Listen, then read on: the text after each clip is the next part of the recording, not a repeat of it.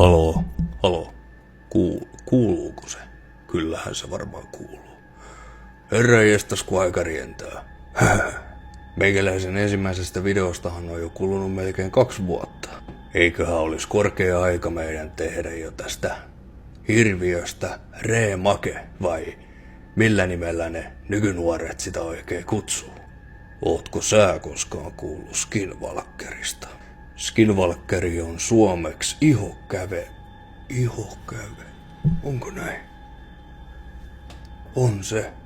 Ei jumala. Näiden alkuperä tulee tuolta jostain päin maailmaa, Najavo-intiaaneilta. Nämä ihokävelijät eli Skinwalkerit pystyy muuttaa muotoaan eläimeksi tai ihmiseksi.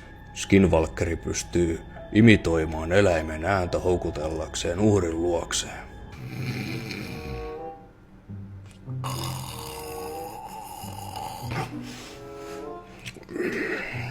Skinwalkerit asustelee yleensä metsissä ja niiden ravintoon kuuluu muut eläimet ja mahdollisesti myös ihmiset, mikäli ne semmosen saa kiinni. Sanotaan, että jos sä kuulet Skinwalkerin ääntelyn kaukaa, niin se tarkoittaa, että se on tosi lähellä. Mutta jos sä taas kuulet sen läheltä, niin se tarkoittaa, että se Skinwalkeri on sitten tosi kaukana.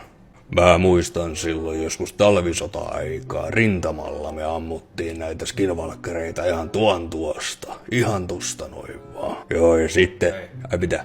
Eiköhän täällä jo riittää täältä erää. Joo, noniin. Mitäs tää video lopetetaan?